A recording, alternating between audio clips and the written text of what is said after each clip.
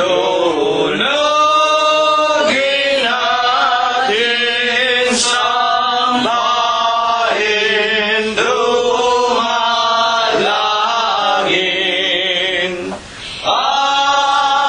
Alleluia, Alleluia, Diyos na mahawain. Angeles sa pagpaasan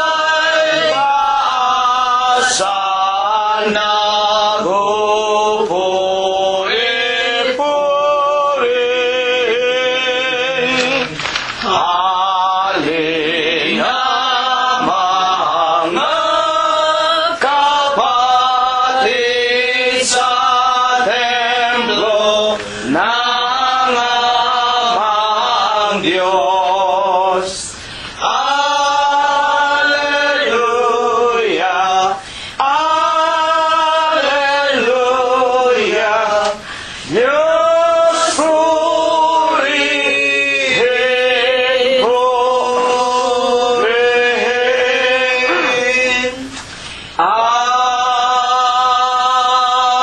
Amen.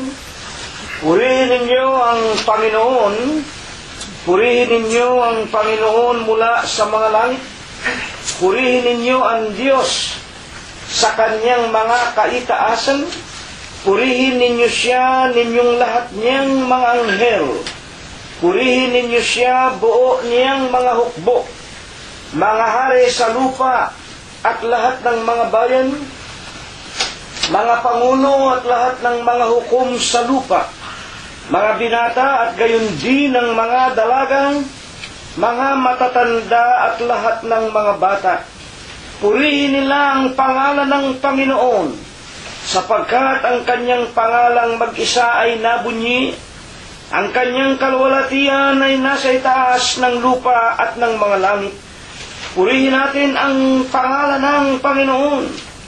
Magsiawit tayo sa Diyos ng mga bagong awit at ng kanyang kapurihan sa kapisanan ng mga banal, sapagkat ang Diyos ay nalulugod sa kanyang bayan. Kanyang pagagandahin ang kaligtasan ng mga maamo. Purihin natin ang pangalan ng Panginoon. Purihin natin ang Diyos sa kanyang santuaryo. Purihin natin siya sa langit ng kanyang kapangyarihan. Purihin natin ang Diyos dahil sa kanyang mga makapangyarihang gawa. Purihin natin ang Panginoon ayon sa kanyang marilag na mga kadakilaan at purihin ng lahat ng mga bagay na may hininga. Purihin nila ang pangalan ng Panginoon. Amen. Amen. Pasisimulan na po natin ang pagpapailang lang ng pagpupuri sa pangalan ng ating nag-iisa at buhay na Diyos na atin pong Panginoong Hesukristo. Una po nating awitin ang bilang 25 sa atin pong mga imnaryo. Magsaya tayo ngayon at tayo'y nakatipon. Umawit ng hinahon sa ating Panginoon. Umawit sa Kanya, magsaya ang lahat. At tayo'y magalak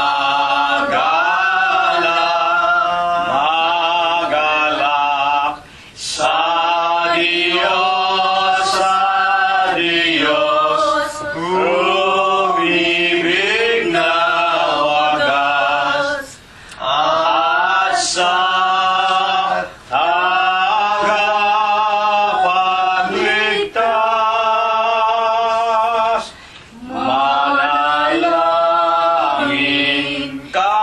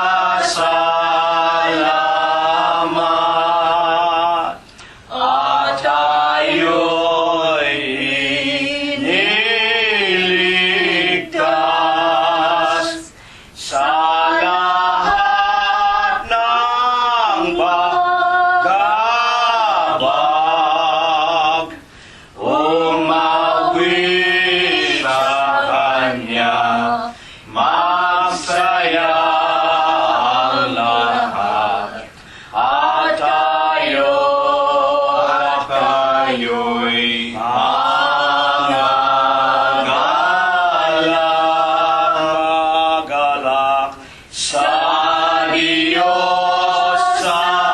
Diyos, umibig na wagas, at sa tagapagligtas. Wala pong sawa nating papurihan, sambahin, awitan ang Panginoong Hesukristo. Numero 49 ang atin pong susunod na aawitin. Hangad mo bang ikaw ay maligtas? Lumapit ka na sa kay Jesus, sa kasalanang umalipin. Ang tanging lunas, Jesus, Jesus kong may tangan ng buhay, makapangyarihan. Siya ang isinugo, tumupos sa kasalanan. Nais mong kaluluwa'y malinis, sa kay Jesus ka ay lumapit. Tagumpay mo ay lubos na lubos. Ang tanging lunas, Jesus, Jesus kong may tangan ng buhay, makapangyarihan na tunay. Siya ang tanging isinugo, tumubos sa kasalanan. Kristo Jesus, ang siyang saligan ng iglesia mong papasukan. Iyak mong ito'y maasahan. Hindi tayo hahatulan. Jesus ko may tangan ng buhay, makapangyarihan na tunay. Siya ang tanging isinugo, tumubos sa kasalanan. Dakilang Panginoon po naming Diyos, Ama na lubha ka pong kagalang-galang, ikaw po ay Diyos na sadya ka pong kapitapitagan, nag-iisa ka pong Diyos na buhay, Ikaw po ang may-ari, ikaw po ang lumalang ng lahat ng mga bagay, ang Diyos na pinakamakapangyarihan ka po sa lahat. Ama, na sakdal ka sa iyong pag-ibig, napakasagana mo po sa kagandahan ng iyong mga kalooban, napakadakila mo po sa iyong mga pagbibiyaya. Datapwat ikaw po ay Diyos na napakabanayad mo po sa iyong mga kagalitan. Amang banal na ikaw po ang nag-iisa at buhay na Diyos. Pinagtapatan ka po at pinaglingkuran hanggang kani-kanilang kamatayan ni Abraham, ni Isaac at ni Jacob, ng iyong mga banal na propeta sa bansa ng Israel. Kinaawaan mo rin at kinahabagan ang aming ama at ang aming ina. Tinawag mo po sila at inilagay mo sa iyong banal na iglesia ng Diyos kay Kristo Jesus. Pinaglingkuran ka rin po nila, pinagtapatan ng kanilang buong puso at buong buhay, ng kanilang buong isip at kalakasan, hanggang kanilang mga huling hibla ng hininga sa sanglibutan. Ama, sa banal, sakdal at malinis na pangalan mo pong Kristo Jesus, tanggapin mo po ang aming tao sa puso na aming mga pagpapasalamat. Maraming salamat sa iyo, Panginoong Hesu Kristo. Una na nga po, maraming salamat po. Dinagdagan mo po, pinalakas, pinatibay mo ang aming mga pananampalataya sa pagkakatayo namin sa malaking bato ng aming mga kaligtasan. Panginoong Hesus, salamat din po. Maging ang aming mga mahal sa buhay, ang aming mga kabyak ng puso, aming mga anak, mga manugang, mga apo, kasangbahay at kamag-anakan sa laman. Salamat po, sino man sa kanila'y hindi mo rin po pinabayaan. At sa Huwebes po ng gabing ito, tanggapin mo po ang aming mga pagsamba, ang aming mga pagluwalhati sa iyong marangal, malinis, sakdal at banal mo pong pangalang Kristo Jesus. Sinasamba ka namin, Ama, pinupuri ka namin sa Espiritu mo po at sa iyong katotohanan. Amang banal, kung kami nagkulang, kung kami nangakagawa ng maraming mga pagkakamali at mga kasalanan, ituring mo na lamang po kabiglaan, kamangmangan at kagipitan, dahil kami po ay mga hamak na mga alabok ng putik po lamang, at wala pa po sa sino man sa amin na nangakaabot sa iyong banal na kaluwalhatian. Alang-alang po sa Huwebes ng gabing ito, Panginoon, patawarin mo po kami sa lahat po ng aming nagawang kasalanan. Dalangin po namin, turuan mo po sana kaming muli sa Huwebes ng gabing ito. Ikaw sana ang tumindig sa amin sa Espiritu, sa aming kalagitnaan, bagaman kami malalayo sa aming mga pangangatawan sa isa't isa, sapagkat kami po, Panginoon, ay nangingibang bayan at naglalakbay lamang sa iba't ibang bansa at mga bayan dito sa buong sanglibutan. Aman Diyos, maawat mahabag ka sa amin. Tulungan mo sanang kami po ay makarinig, makakain, makainom muli ng iyong mga banal na aral. Tutulungan mo lamang po kakasangkapanin ang bibig at labi ng iyong hamak na alipin. Linisin mo po ang kanyang kaluluwa, banalin mo po ang kanyang kalooban, ilagay mo nawa sa kanyang bibig at labi ang iyong mga salita na lipos ng espiritu at lipos ng buhay. At kung ito po ay aming mapakinggan, magkaroon ng bisa at kapangyarihan, makatawag pa ng maraming mga kaluluwa na mapapasama sa iyong banal na iglesia.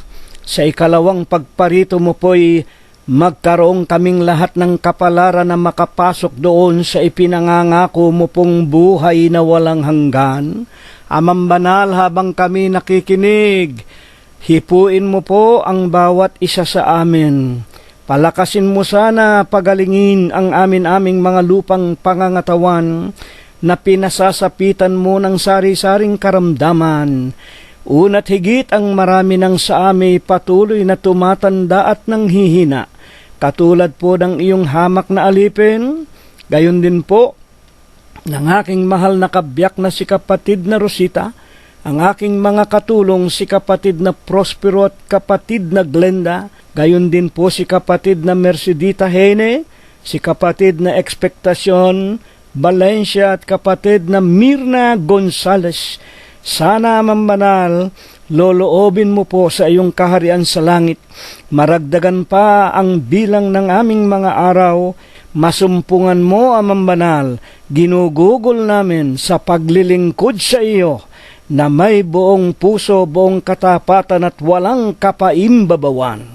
Maawa at mahabag ka rin, Amang Banal, sa amin pong mga silungan, sa aming mga tirahan at mga tahanan, sa buong taong ito ng 2016, sa kamay mo po, ipinagtatagubili namin ang lahat sa aming mga hiram na buhay, mapawalay po sa sunog sa lindol, malalakas na ulan, mga baha at mga daluyong, sa kamay po ng pamahalaan sa mga digmaan, sa mga magnanakaw. Panginoong Jesus, lahat po ng ito, ipinakikiusap namin sa tanging pangalan mo pong Diyos Kristo Jesus, magmula po ngayon at magpakailanman. Amen. At ngayon po, mga ginigiliw po naming mga tagapakinig, husayin na po natin ang ating mga sariling sangbahayan sa gagawin nating pananambahan sa ating Panginoong Hesukristo. Ihanda na rin po natin ang ating mga banal na kasulatan. Buksan po natin ang aklat ni Apostol Juan sa kanya pong Kapitulo 4 at versikulo 36. And he that reapeth receiveth wages and gathered fruit unto life eternal, that both he that soweth and he that reapeth may rejoice together.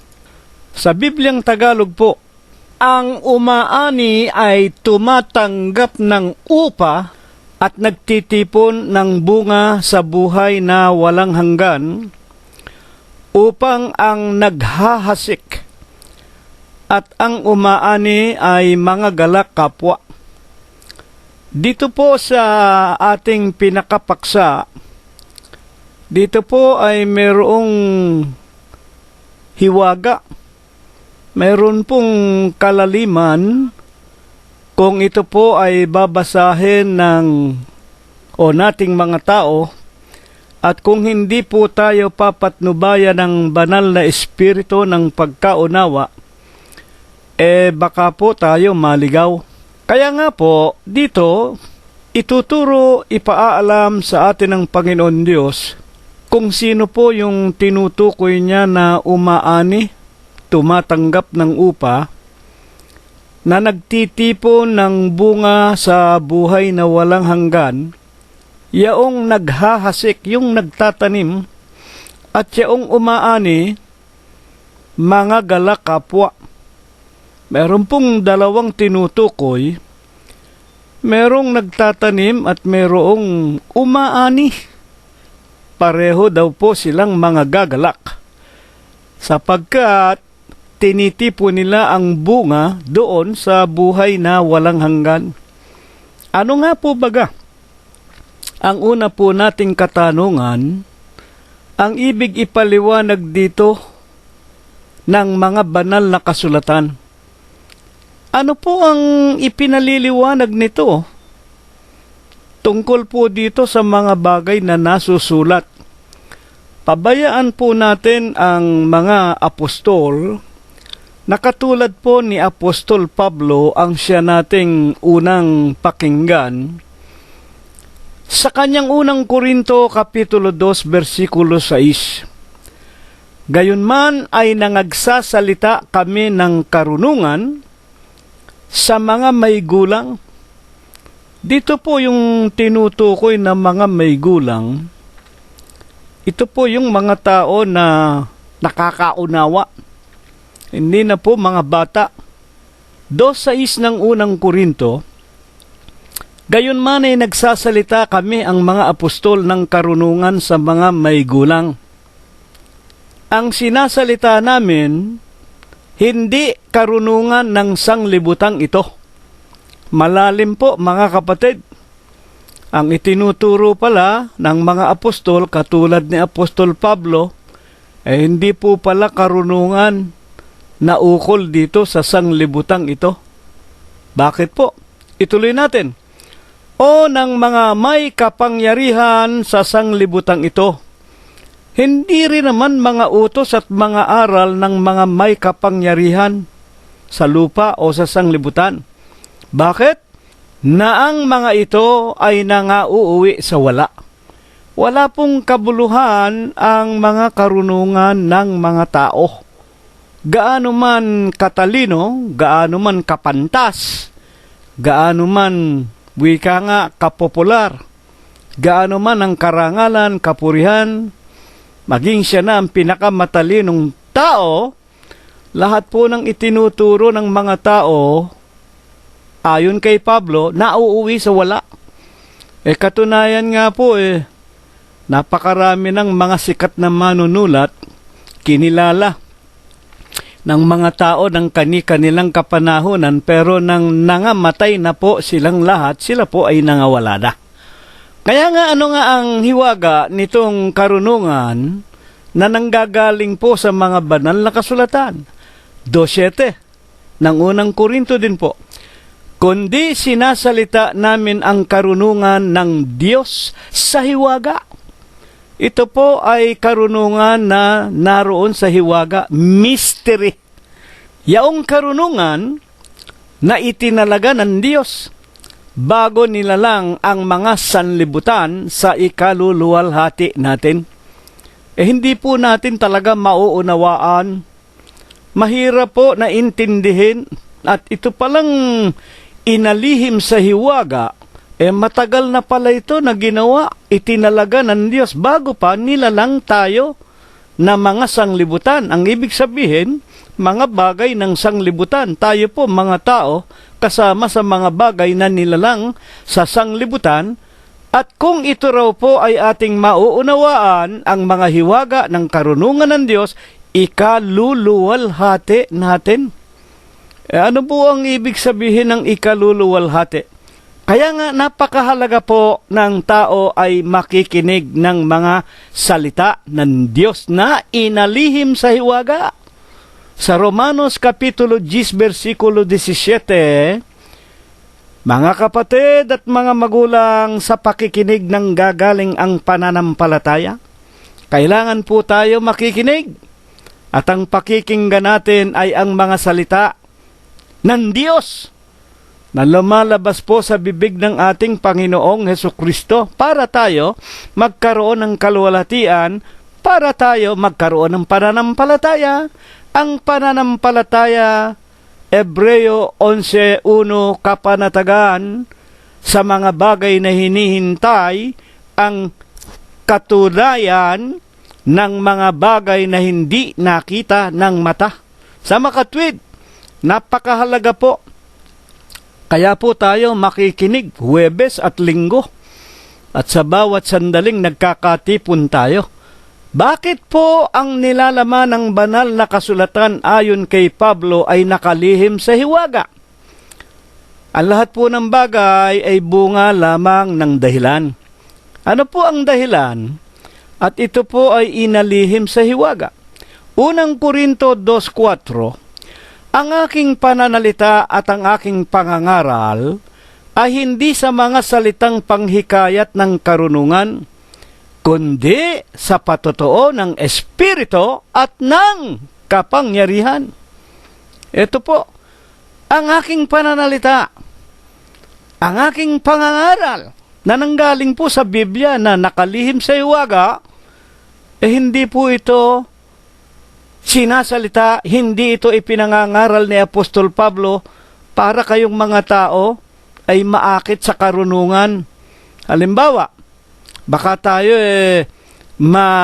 mababaw sa karunungan ni Pablo.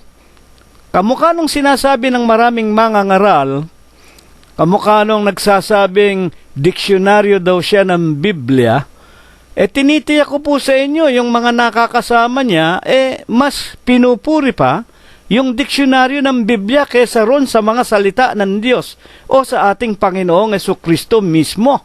Sapagkat sila nga po, sa katalinuhan nga ng mga nagsasalita sa kanila, yung kanilang pananampalataya ay naibabaw o naipatong nila dun sa tagapagsalita at hindi po ron sa sinasalita. Unang Korinto 2:4 ulitin natin, ang aking pananalita at ang aking pangangaral hindi sa mga salitang panghikayat ng karunungan. Ang ibig sabihin ni Apostol Pablo, nagsasalita ako hindi para kayo mahikayat ko sa kanyang sariling karunungan. Kanino? Kundi sa patotoo, pagpapatotoo ng Espiritu at ng kapangyarihan. Alin ba yung tinatawag na Espiritu? Sa San Juan 4:24, ang Diyos ay Espiritu. Mga tagapakinig, ano ba? Ang Espiritu na Diyos, walang laman at walang buto. San Juan 1:18, walang tao kailanman na nakakita sa Diyos. Ngunit, ang Diyos po, pinakamakapangyarihan sa lahat. 32:27 ng Jeremias, may anumang bagay ba na mahirap sa akin? Kung gusto ng Diyos magpakita sa ating mga tao, magagawa niya. Pero kung ako ang mag-uutos sa Diyos para magpakita siya sa akin, hindi po gagawin ng Diyos. Parang lilitaw na ang Diyos katulad ko lang na akin siyang mauutusan. Sapat na tayo sumampalataya na ang ipinakikilala na mga pangangaral ng mga apostol, hiwaga sa Espiritu at ito ang kapangyarihan ng Diyos. Ituloy natin ang unang Korinto Kapitulo 2, versikulo 5. Bakit? Anong dahilan? Bakit inalihim sa hiwaga? Upang ang inyong pananampalataya ay huwag masalig sa karunungan ng mga tao, kundi sa kapangyarihan ng Diyos. Amen. Napakaganda po.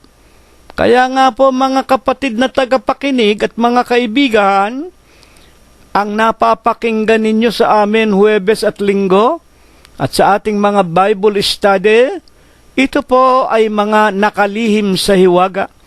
At kung bakit ito'y naipapaliwanag namin ang buong kaliwanagan, itinuturo namin sa inyo na kayo po'y sumampalataya sa Diyos, purihin ninyo ang Diyos, sambahin at luwalhatiin nating lahat ang Diyos. Huwag po sa amin. Huwag po sa amin ni kapatid na Prospero, sapagkat kami po ay hindi makapagliligtas. Isa lang ang may kapangyarihang makapagligtas, ang nag-iisang tagapamagitan ng tao at ng Diyos, walang iba kung hindi ang ating Panginoong Jesucristo. Kaya nga po dito sa aralin nating ito, na ipinakikilala ni Apostol Pablo, ang pangangaral ko hindi para kayo masalig sa aking karunungan. Ang pangangaral ko upang kayo, ang inyong pananampalataya masalig sa karunungan ng Diyos, sa kapangyarihan ng Diyos. Bakit po? Ang mga aral daw po ng mga tao at ang mga katha ng mga Hudyo, kasinungalingan.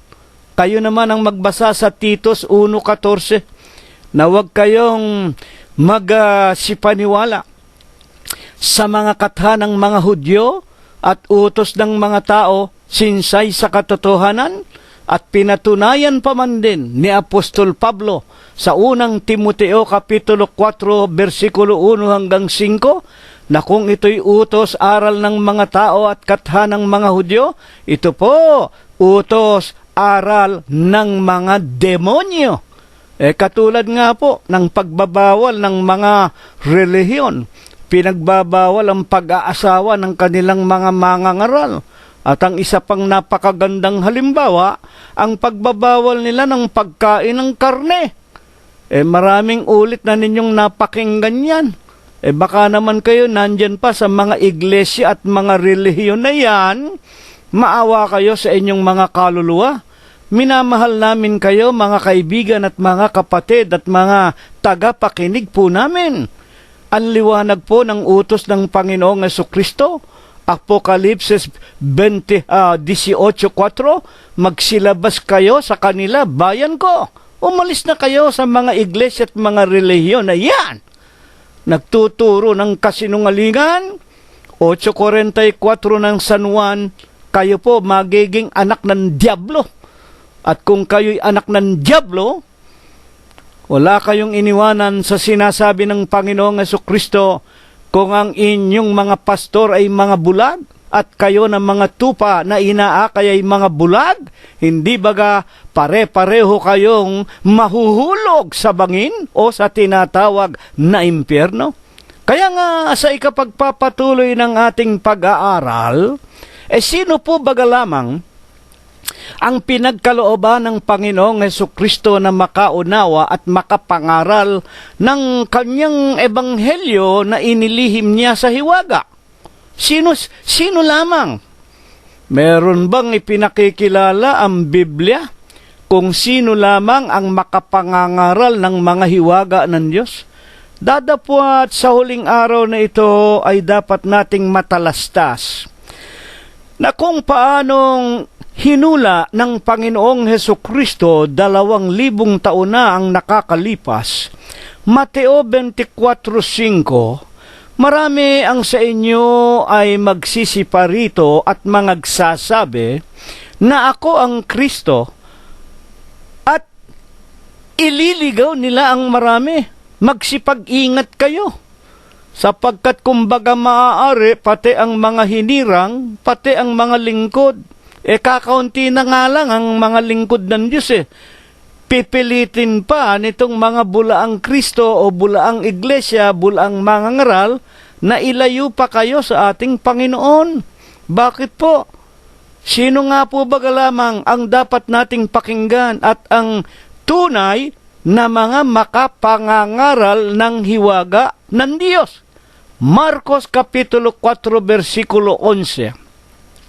At sinabi ni Jesus sa kanila, sa inyo ay ipinagkaloob ang makaalam ng hiwaga ng kaharian ng Diyos. Dito po diniretso, sa inyo. Meron pong tinutukoy na mga tao, sa inyo lamang. Ipinagkaloob, binigyan kayo ng autoridad, ng kapangyarihan. Malaman ninyo ang kaharian ng Diyos. Bakit kailangang malaman? Kung hindi nila malalaman ang hiwaga ng kaharian ng Diyos, ano ang ituturo nila? Kaya nga, naglitawan, nagsulputan ang malalaking iglesia, malalaking relihiyon, na hallelujah, amen, praise the Lord. Umpisahan mo sa simbahang kinagisnan hanggang sa lahat ng mga protestante, palibhasa, hindi sila pinagkalooban na makaalam ng hiwaga ng kaharian ng langit, kung ano-anong mga kwento ng mga tao, tradisyon ng mga tao, superstisyon ng mga tao, salit-saling sabi ng mga tao at ng kani-kanilang mga magulang, ang ipinagtututuro at kung ano-anong wika nga patawarin nawa sila ng Panginoon. Pati payong, pati panyo, pati kahoy na lumuluha raw ng dugo, pati krus, kung ano-ano. Tulad ng sinasabi ng pasyon ng mga paring Katoliko, lalong dakila ang sala nitong mga anak ni Eva, anaki ang idolatriya, kahit ano'y sinasamba, pinaparang Diyos nila. Amen. Yan po. Kinakanta ninyo tuwing mahal na araw, pero hindi ninyo naiintindihan ang ibig ituro ng pasyon. Ito po'y hinalaw din sa Biblia. Na ang ibig lamang sabihin, napakalaking kasalanan ng mga anak ni Eva, ng mga Katoliko. kahit ano sinasamba, kahit ano, kahoy, pako, ginto, pilak, pati kung ano-anong mga anyo, mga larawan, kahit ano sinasamba, pinaparang Diyos nila. Napakalaking sala. Wala pong kapatawaran.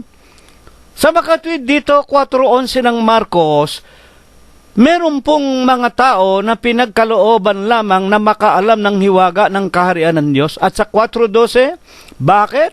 Sila lamang upang kung magsitingin sila ay mga kakita. Marcos 4:11, ulitin natin.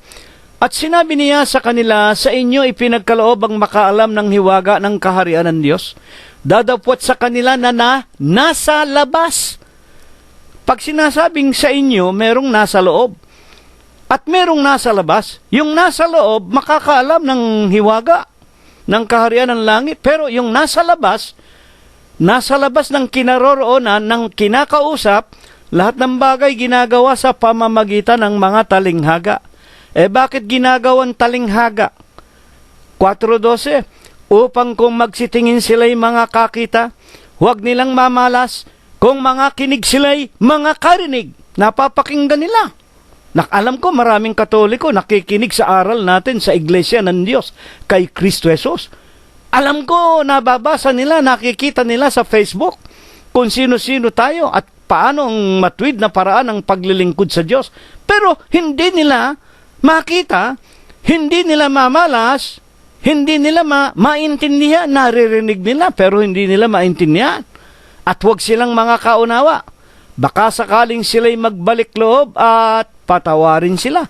Ano ang ibig sabihin dito? Ito po'y salita na nagpapaliwanag. Baka sakaling patawarin sila.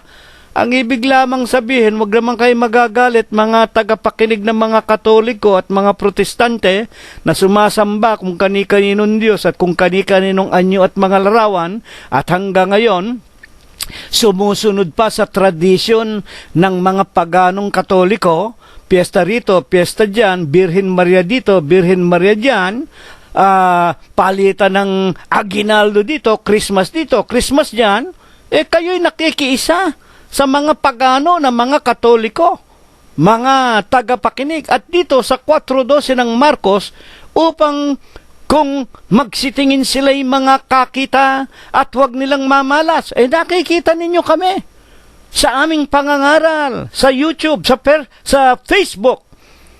Nababasa ninyo at kung mga kinig, napapakinggan ninyo kami, napapakinggan ninyo, pero hindi ninyo mga unawa. Ano ang ibig sabihin itong 4:12 ng Marcos? Baka sakali na sila'y mangagbalik at patawarin sila. Ayaw po ng Diyos na kayong mga panatiko, ang titigas ng ulo ninyo, ilang ulit na ninyong napakinggan sa amin, ilang ulit na ninyong nabasa sa Facebook, sa YouTube, sa iba't ibang paraan, na kami tumatawag sa inyo upang manumbalik na kayo sa katotohanan, sa tunay na Diyos na walang laman at walang buto. Baka patawarin kayo, hindi po kayo patatawarin, malibang kayo ay kaawaan. Harinawa, maawa, mahabag sa inyo ang Diyos.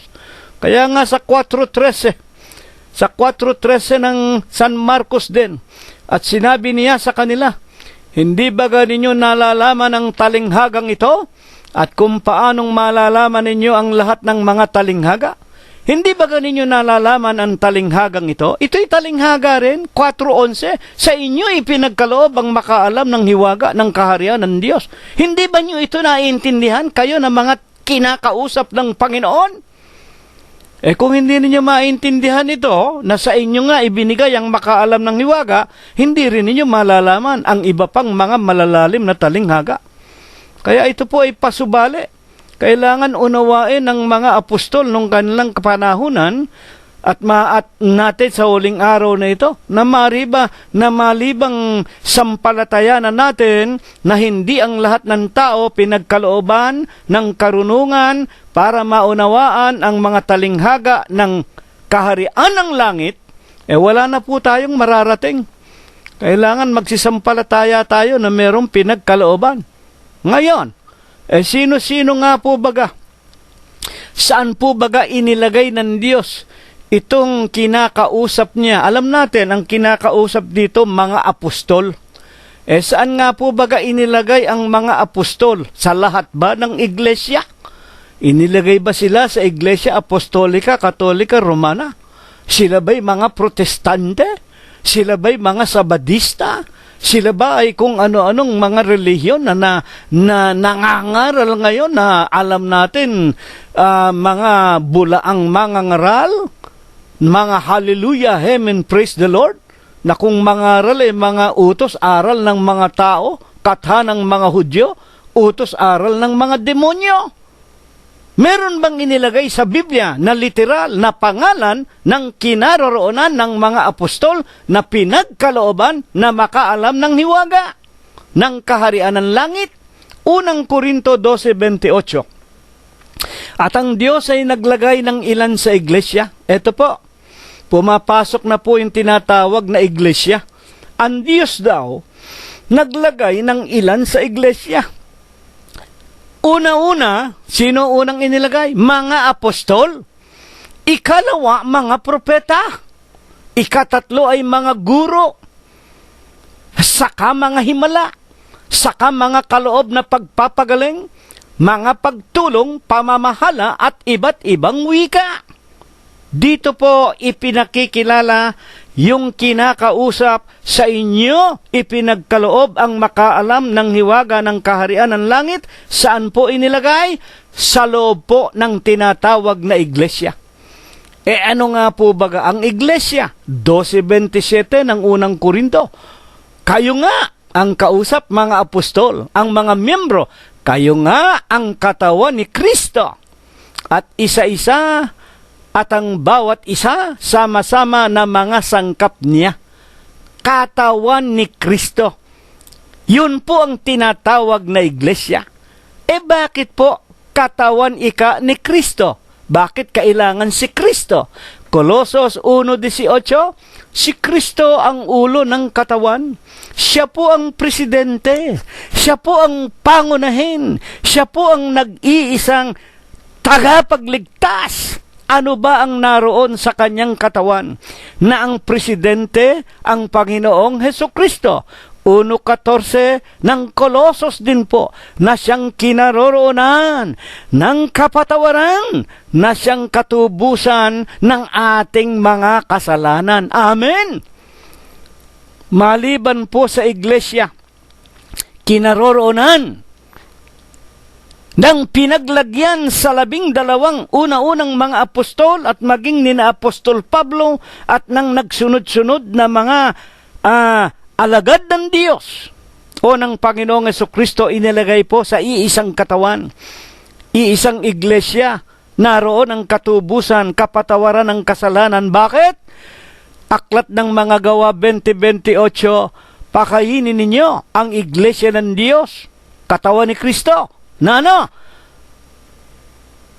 Binayaran niya ng kanyang sariling dugo. Ang iglesia po ng Diyos, binayaran ng sariling dugo ng Diyos. Hindi po binabanggit iglesia apostolika. Hindi po binabanggit protestantismo. Hindi po binabanggit ang Zoroastro. Hindi po binabanggit ang mga Buddhist. Hindi po nababanggit sa Biblia ang mga Confucius. Isa lang ang nakalagay sa Biblia. Wala pong iba kung hindi ang iglesia ng Diyos. Ano ba ang opisyal na pangalan ng iglesia ng Diyos sa mga banal na kasulatan? Unang Tesalonica 2:14, sapagkat kayo mga kapatid ay nagsisitulad. Tinutularan na lang ng mga kapatid. Nagsisitulad. Sino ang tinutularan natin? Sa iglesia ng Diyos. Saan ba itinayo ang iglesia ng Diyos? Na nasa Judea. Bakit sa Judea? Naroon po sa Judea o sa Jerusalem, ang kapitolyo ng Judea, nang sabihin ng Panginoong Hesukristo, anyo 32, anyo Domini, itatayo ko ang aking iglesia.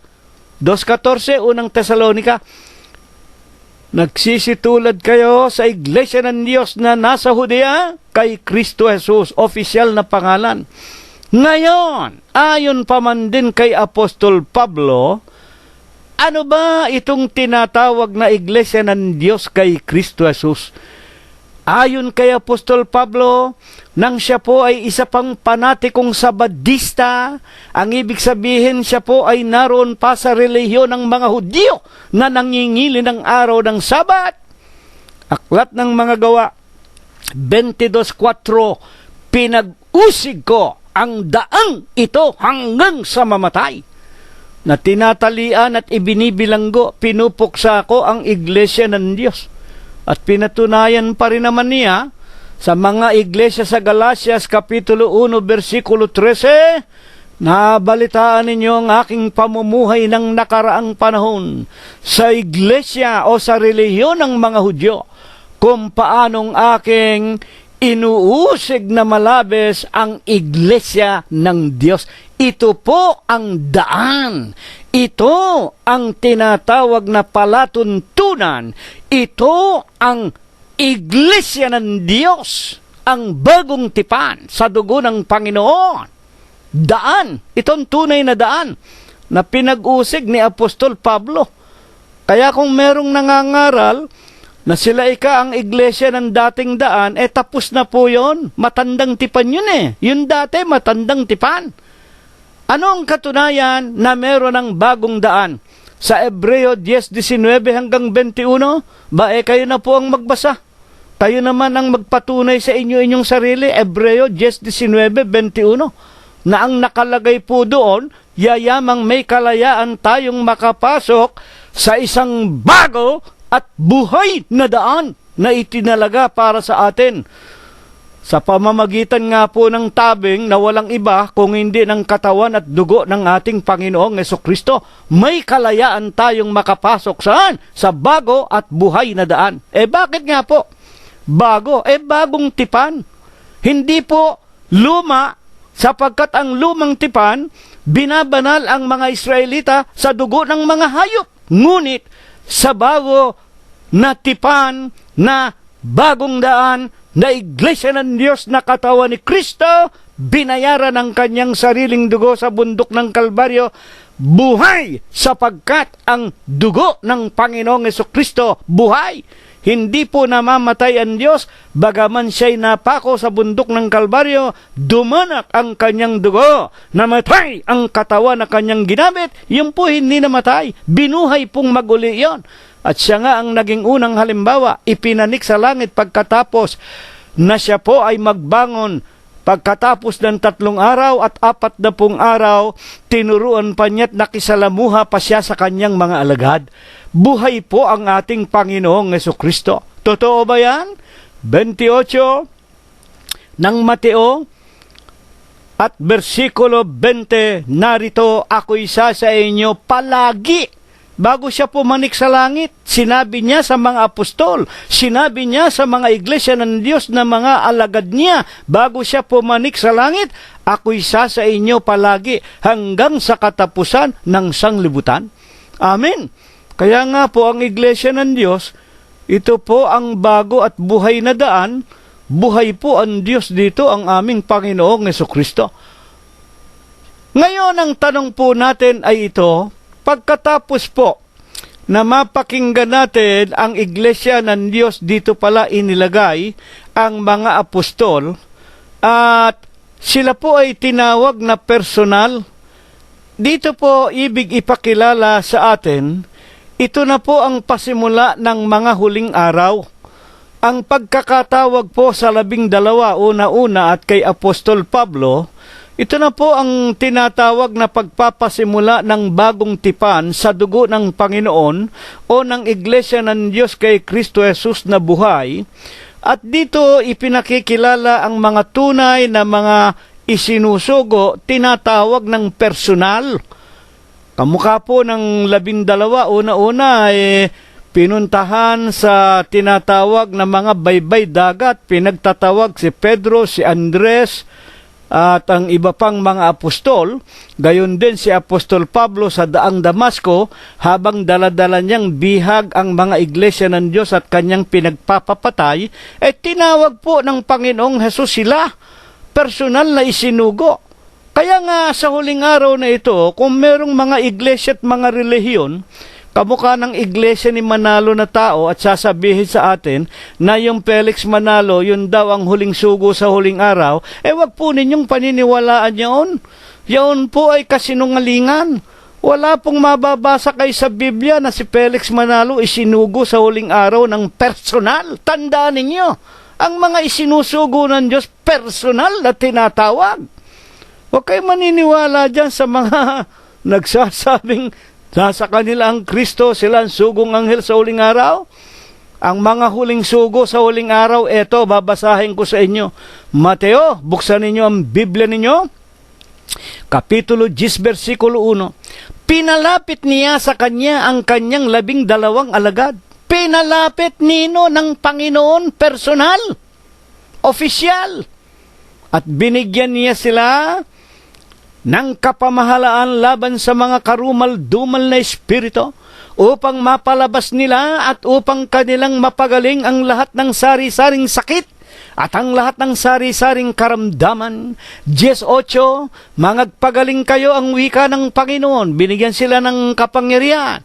Mangagpagaling kayo ng mga may sakit. Magpabangon kayo ng mga patay. Maglinis kayo ng mga ketong. Magpalabas kayo ng mga demonyo. Tinanggap ni etong maganda. Tinanggap ninyo ng walang bayad. Ibigay ninyo ng walang bayad. Libre. Bakit kayo naman ng mga Katoliko? Marami kayong ipinakikita sa mga television, sa mga propaganda ninyo. Nagpapagaling kayo, nangihingi kayo ng limos.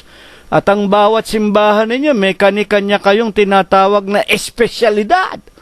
Ang mga mangangaral na talagang tunay na sugo, hindi naniningil. Libre. Tinanggap ninyong walang bayad, ibigay ninyong walang bayad. Gayon din kayo mga protestante. Lalo na kayong mga iglesyang itinayo ng tao. Puro kayo nangangaral para ano? Para sa salapi, para sa inyong sariling kayamanan, para magpasasa kayo sa dugo at pawis, salapi ng mga tupa ng Diyos. Sa 10:9, nang Mateo rin, huwag kayong mangagbao ng ginto. Ayan. Ang daming mangangaral, lalo na yung mga protestante. Tignan niyo yung mga protestante. May mga hikaw na ginto, may mga sinsing na ginto. Nako! Nagpapataasan sila. Nagpapagandahan sila ng mga burloloy ng mga ginto at mga pilak. Nalang Papa sa Roma Huwag naman kayo magagalit. Tinan lang ninyo yung Papa sa Roma. Bakit may hawak na purong pilak na tungkod na naroon pa ang larawan ng Panginoon naghihirap sa krus? Napakaliwanag po. Huwag kayong mangagbao ng ginto. Kahit pilak, kahit tanso, sa inyong mga supot. Kahit supot ng pagkain sa paglalakad. Kahit 2 tunika, kahit mga panyapak o tungkod, sapagkat ang manggagawa karapat-dapat sa kanyang pagkain. Anong ibig sabihin ito? Ang ipinangangaral nila ang salita, ang ebanghelyo ng Diyos. Gugutumin ba sila ng Diyos? Pababayaan ba sila ng Diyos? Mga magulang at mga kapatid, hindi sa anumang paraan. Gagawa ng paraan ng Diyos para mabusog sila, kumain sila, babayaran sila ng Diyos sa iba't ibang kaparaanan. Pero ang mga mangangaral ngayon, may helicopter, merong personal na security guard, merong private army, may mga palasyo, masasarap ang kinakain, magaganda, mamahalin ang mga damit, pati mga anak. Nagsisipag-aral sa mga mamahaling mga kolehiyo. Saan ninyo kinuha? Yung mga salaping ginugol ninyo dyan, sa pangangamkam ninyo, sa mga tupa ng Diyos.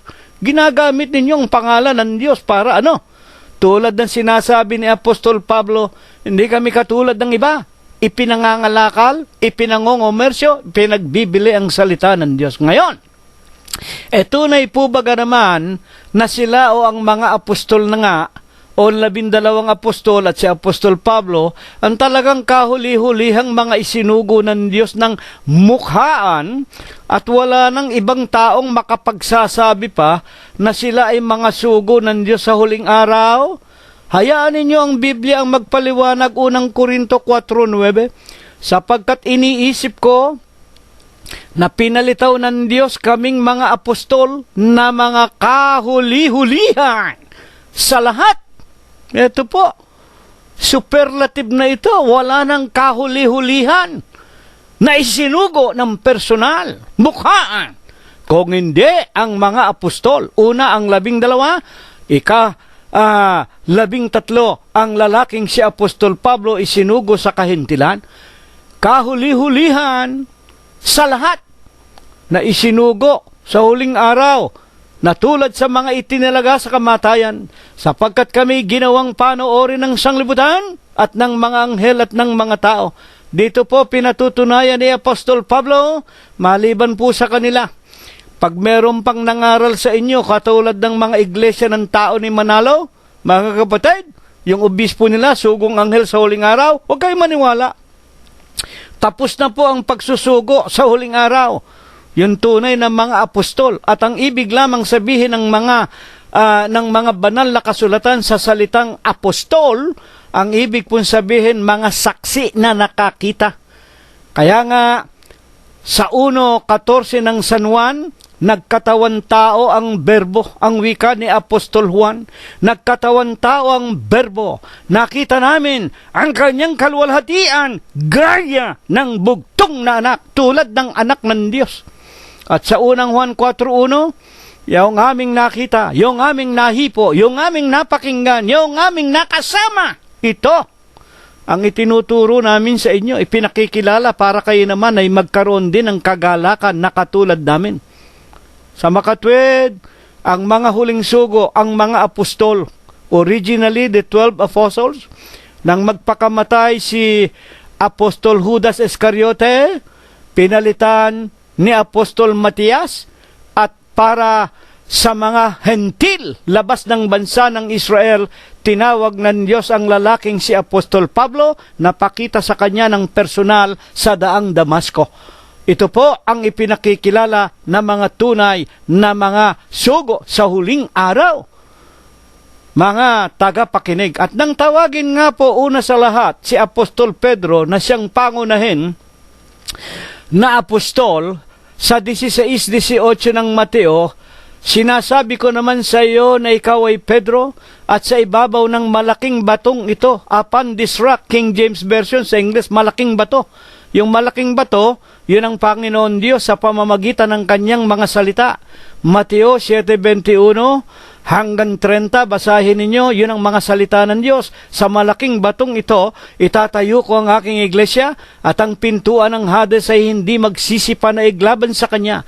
At ang wika ng Panginoon, 16-19, ibibigay ko sa iyo ang mga susi ng kaharian ng langit, at anuman na iyong talian sa lupa, tatalian sa langit, at anuman na iyong kalagan sa lupa ay kakalagan sa langit. Alin ang susi? Alin ang susi na ipinagkaloob sa mga apostol? Marcos 4:11 hanggang 12. Ito nga po ang pagkaalam sa hiwaga ng kaharian ng langit. Sa inyo ipinagkaloob ang makaalam ng hiwaga ng kaharian ng langit. Sa mga nasa labas, wala silang susi. Hindi nila alam kung paano ipaliliwanag ang hiwaga ng Diyos. Hindi ipinagkaloob sa kanila. Ayan po ang tandaan ninyo. Yung susi na ipinakikilala, hindi literal na susi. Ito naman simbahang Katoliko at ang mga Protestante, pagka inilalarawan nila si Apostol Pedro, may susi na sa bewang at meron pang manok. Ano ba namang klase kayong relihiyon? Ginawa na ninyo si Apostol Pedro, ginawa na ninyo isang malaking kasinungalingan, papa raw sa Roma, unang papa. Nandalhin si Apostol Pablo sa Roma, siya po ipinako na sa krus. Hindi po siya nangaral sa Roma, si Apostol Pablo. Magbasa naman kayo, mga Katoliko, mag-aral naman kayo. Magsaliksi kayo at mahabag sana ang Diyos sa inyo. Huling katanungan po natin, ano nga po baga ang hiwaga kung sino ang tinutukoy ng Diyos sa ating paksa? Ang paksa natin, 4:36 ng San Juan. Ang umaani ay tumatanggap ng upa at nagtitipo ng bunga sa buhay na walang hanggan, upang ang naghahasik at ang umaani ay mga galak kapwa. Tandaan natin ang sinabi ni Apostol Pablo, ang pangangaral namin ay hindi panghikayat sa karunungan ng tao. Hindi po para sa sanglibutan, hindi po para material na pakinabang ang iniaaral itinuturo namin. Ito ay upang madala namin kayo sa kapangyarihan ng Diyos. Espiritual ang ibig sabihin. Ano nga ang kaliwanagan nito? Unang Timoteo 5:18, sapagkat sinasabi ng kasulatan, huwag mong lalagyan ng busal ang baka pagka gumigiik, at ang nagpapagal ay karapat-dapat sa kaupahan sa kanya. Dito po merong ipinaliliwanag si Apostol Pablo na isang halimbawa. Kapag ang baka, alam natin yung baka, yan ang nag-aararo Yan ang nahihirapan sa pagtatanim ng bigas. Maging sa Pilipinas, yan naman ang tinatawag natin ng mga kalabaw. Mas maraming kalabaw sa atin kaysa baka. Itong ginagawa nating pang-araro, yan tulad sa mga nagtatrabaho. At ang kabayaran ng mga baka, ng mga hayop, pag ginagamit natin, napapagod din yan, ang pagkain na, gumigiik sila. Kaya nga, pag kumakain ng mga baka, ang mga kalabaw, ay huwag ninyong bubusalan. Huwag ninyong tatakpan ng kanilang bibig. Bakit? Ang nagpapagal, abay mga baka, napapagod din yan, mga kalabaw. Karapat dapat din sila sa kanilang kaupahan. Yung kaupahan nila, yung pagkain nila. Ang umaane, tumatanggap ng upa. Ang nagtitipo ng bunga sa buhay na walang hanggan, ang naghahasik, yung nagtatrabaho, yung mga farmers, yung mga trabahador. Upang ang trabahador at ang umaane, yung may-ari ng lupa na pinagtataniman, ay mga galak, maligayahan sila kapwa. Paano ito ipinaliliwanag? Unang Korinto 3:7. Sino nga baga yung mga trabahador na tinutukoy dito? Ano pat walang anuman ang nagtatanim ni ang nagdidilig, kundi ang Diyos na nagpapalago. Dito merong ipinakikilala ang may-ari ng lahat ng bagay, ang kumokontrol, ang may kapangyarihan maging sa pagpapalago ng mga halaman, ng mga bunga, ng mga pataniman, ang Diyos. Siya ang nagpapalago. Siya ang gumawa ng lahat ng bagay. 3:8. Ngayon nga ang nagtatanim, mga trabahador na yan, mga farmers, at ang nagdidilig ay iisa, ngunit ang bawat isa ay tatanggap ng kanyang sariling kagantihan ayon sa kani-kanyang sariling pagpapagal. 3:9, sapagkat sino ang mga manggagawa? Sino ang nagdidilig? Sino ang nagtatanim? Sino ang nagpupunla sa tinatawag na bukirin ng Diyos? Sapagkat tayo ay mga kamanggagawa ng Diyos. Kayo nga ang bukid ng Diyos, ang gusali ng Diyos. Ito po'y spiritual na pagpapaliwanag tayo. Tayo na mga membro ng Diyos. Tayo nakaanib sa iglesia ng Diyos. Unahin mo na ang mga apostol na unang inilagay. At ang mga propeta at ang mga guro, tayong lahat sa katawan ni Kristo. Tayo ang gusali, tayo ang kamanggagawa, at tayo rin ang tinatawag na bahay ng Diyos.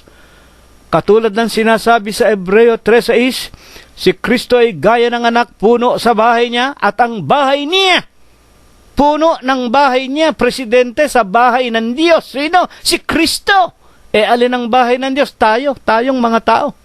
Tayo ang bahay ng Diyos, tayo ang kamanggagawa ng Diyos, tayo ang gusali ng Diyos. Unang Korinto 3:9. Kaya tayong lahat sa loob ng iglesia, tayong lahat ng mga membro, lahat tayo magtatanim, lahat tayo magpupunla. Kaya nga sinasabi niya sa Hebreo 13:16, to do good and to communicate, ang paggawa ng mabuti. Alin ang mabuti? 7:12 ng Romanos, ang utos banal, ang utos ng Diyos matuwid, ang utos ng Diyos ay mabuti, susundin natin ang utos ng Diyos. Sa paanong paraan? To communicate. Ipangangaral natin. We are going to disseminate. Kaya tayong lahat magtatanim ng ebanghelyo. Ang ibig sabihin ng iglesia, katawan ni Kristo, ang katawan ni Kristo, tayo na po sa huling araw ang pinakasugo. Hindi po isang tao ang sugo. Ang sugo, yung walang kamatayan. Ang sugo, yung katawan ni Kristo, yung espiritual na katawan, yung bago at buhay na daan. Ito ang magtuturo sa sanglibutan. Kaya sa aba ng kapatid, sa aba ng mga sinuman na naliwanagan na, dadapot na nanatili pa rin sa katamaran, ayaw pa rin nilang paglingkuran ng Diyos, ayaw pa rin nilang ipamahagi ang salita ng buhay at ng katotohanan, ikinahihiya pa rin nila ang ebanghelyo ng Panginoong Jesucristo sa aba ninyo. At maging ang inyong mga mahal sa buhay susumpain ng Diyos, sapagkat kahiya ninyo ang karunungang ipinagkalob sa inyo, ang karunungang inalihim sa hiwaga. Kaya nga mga kapatid, upang ito'y maganap, ano ang ipinaliliwanag ng Panginoong Jesucristo at paano niya lubusang ipinaliliwanag sa atin ang hiwaga ng ating aralin sa Huwebes po ng gabing ito na mula sa aklat ni Apostol Juan 4:36, umaanay tumatanggap ng upa at nagtitipo ng bunga sa buhay na walang hanggan upang ang naghahasik, tayo, mga anak ng Diyos, at umaani ay mga galakapwa, ang umaani ang Diyos. Paano nililiwanag ito sa atin ng Panginoong Jesucristo? 15:1 ng Juan, ako ang tunay na puno ng ubas, ang aking ama ang magsasaka. Ang bawat sanga na sa akin ay hindi nagbubunga, inaalis niya. At ang bawat bunga na nagbubunga, ang bawat sanga na nagbubunga, nililinis niya. Tayo ang sanga. Kailangan magbunga tayo. Ano ang dapat nating ibunga? Bunga ng mga gawang kabanalan, ang pagsunod sa utos ng Diyos at ang pangangaral ng Ebanghelyo. Para tayo lalong linisin ng Diyos, mga kapatid, kailangan magbubunga tayo, ipangangaral natin ang Ebanghelyo. Lalo na nga sa huling araw na ito, 2015, hindi na tayo kailangan gumastos, o 2016 na. Hindi na tayo kailangan gumastos pa. Hindi ka nalalabas ng bahay. Hindi ka napupunta pa sa bahay-bahay. Baka ma-hold up ka pa, baka ma-kidnap ka pa, baka patayin ka pa sa loob ng bahay. Mga kapatid, makapangangaral tayo ng Ebanghelyo sa paanong paraan. 12:4 ng Daniel, sa huling araw, lalago ang karunungan, pinalago ang karunungan. Meron na tayong computer, meron tayong iPad, may cellphone tayo, may YouTube, may Facebook. I-share mo na lang. Tapos napakatamad mo pa. I-share mo na lang sa iyong, una sa lahat, charity begins at home. Ikinahihiya mo pa ang Iglesia ng Diyos kay Kristo Jesus. Abay, maghunos dili kayo. Kayo naman ewan ko, napakatigas ng puso ninyo. Hanggang ngayon, ayaw ninyong umalis sa pagiging Katoliko at pagiging Protestante. Hanggang ngayon, ayaw ninyong umalis sa pagiging Sabadista, kung kayo mga Sabadista. Mga utos at aral na ng mga demonyo yan. Sinsay sa katotohanan, ayaw niyong tanggapin. Sa Iglesia ng Diyos, inilagay ang katotohanan. Sa Iglesia ng Diyos, ang Panginoon Diyos ang magsasaka. Sa Iglesia ng Diyos, tayo ang manggagawa ng Diyos. Bakit ayaw ninyong pakinggan at paniwalaan? Hindi ko kayo masisisi. Itinalaga na kayo sa impyerno. Huwag kayo magagalit sa akin. Basahin ninyo. Marcos 4:11 hanggang 12. Sa 12 ang sinasabi, baka sila'y makaunawa at manumbalik at patawarin sila. Ang ibig sabihin, talagang ayaw kayong patawarin ng Diyos. Ewan ko kung anong gagawin yung paraan para mahabag sa inyo ang Diyos. Sana nga kahabagan kayo ng Diyos. Mga kapatid, ngayon, ang kahuli-huli ang katanungan natin, papaano nga nililinis ng Diyos upang makapanatili ang mga sanga, ang mga membro ng kanyang katawan o ng iglesia na namamahayag, nagtatrabaho, nagtatanim ng kanyang mga salita. Mga kapatid, sa buong sanglibutan, 15:3, kayo'y malilinis na. San Juan, 15:3, kayo'y malilinis na sa pamamagitan ng salita na sa inyo ay aking sinasalita. Lilinisin tayo ng mga salita ng ating Panginoong Jesucristo. Pinatunayan ni Apostol Pablo, unang Korinto 15:1 hanggang 2. Alalahanin ninyo ang ebanghelyo na sa inyo'y aming ipinangaral. Ligtas ligtas kayo kung matama ninyong sinusunda ang ebanghelyo na aming itinuturo sa inyo, maliban na nga kung kayo nagsisisampalataya ng walang kabuluhan. Mga kapatid, kaya nga ang wika ng Panginoon 24:13 ng Mateo ang magtitiis hanggang wakas. Talagang marami tayong pagtitiisan dito. Pag kayo nasa loob na ng iglesia, magaganap sa inyo ang sinabi ng Panginoon. Ang magiging kalaban ng mga alagad ng Panginoon ang kanya mismong sariling sangbahayan. Marami tayong pakikipagtalo, marami tayong pakikipaglaban.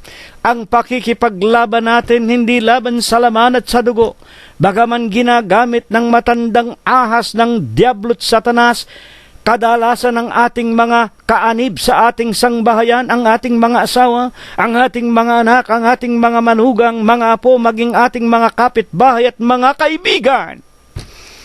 Magtatagumpay tayo, mga kapatid, kung magsisipanatili tayong nakakapit sa ating Panginoon, sapagkat siya rin ang may sabi, kung kayo'y hihiwalay sa akin, wala kayong magagawa. Ipanalangin nating makapanatili tayong nakaugnay sa Kanya. At dito po kinakailangan magtitiis tayo hanggang wakas, sapagkat 15:4 ng Juan, kung mananatili tayo sa ating Panginoon, makapagbubunga tayo ng marami, sapagkat kung tayo'y hiwalay, hindi tayo magbubunga. Ako ang puno ng ubas, 15:5, kayo ang mga sanga. Ang nananatili sa akin at ako'y sa Kanya, siya lamang ang nagbubunga ng marami. Kung kayo hiwalay, wala kayong magagawa. Kung sino man ay manatili sa akin, siya'y matatapong. Kung ang sino man ay hindi manatili sa akin, matatapon katulad ng sanga, matutuyo. Matitip at titipunin at ihahagis sa impyerno sa apoy, mga susunog. Kaya kung tayo mananatili sa ating Panginoong Jesucristo, paanong paraan? Kung ang salita ng Panginoon ay magsipanatili sa atin, hilingin ninyo ang anumang inyong ibigin. Eto na po, 15:7. Kung manatili kayo sa aking mga salita, hingin ninyo ang anumang inyong ibigin, at ito ang gagawin sa inyo. Sa makatwid, huwag tayong mag-alinlangan, manatili tayo sa mga salita, sa mga aral, sa ebanghelyo ng Panginoon. At kung tayo nananatili sa pananampalataya sa Kanyang ebanghelyo, ano man ang hihilingin natin, wala pong imposible. At kung ito'y pananatilihan natin, 15:8 ng San Juan din, sa ganito'y lumuluwalhati ang aking Ama, na kayo'y magsipagbunga ng marami, at gayon kay magiging aking mga alagad.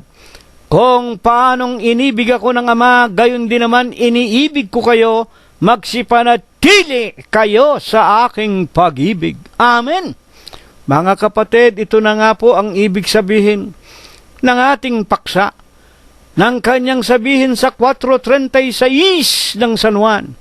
Ang umaani ay tumatanggap ng upa. Tayo po, tumatanggap ng kaupahan. May utang sa atin ang Diyos pag ipinangangaral natin ang ebanghelyo, ang manggagawa karapat-dapat sa Kanyang kaupahan. At habang tayo naglilingkod sa Kanya, tinitipo natin ang ating kaupahan sa buhay na walang hanggan. Yun ang kabayaran natin, ang buhay na walang hanggan.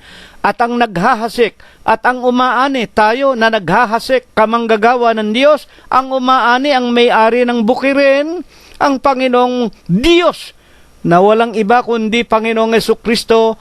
Tayo at ang Panginoon, ang Diyos, magagalak. Bakit? Marami tayong naani, maraming kaluluwa ang maililigtas sa natin sa impyerno sa awat tulong ng Diyos.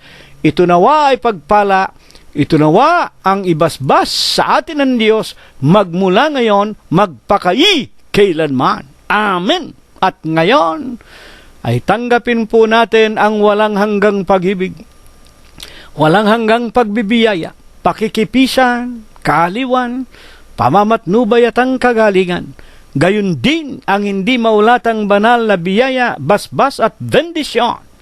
Ito nawa ang Kanyang ipagkaloob sa ating lahat, magmula ngayon, magpakai kailanman. Amen. Maraming salamat po sa inyong lahat. Hanggang sa darating na linggo kung tayo po ay binubuhay pa. Salamat po sa inyong lahat.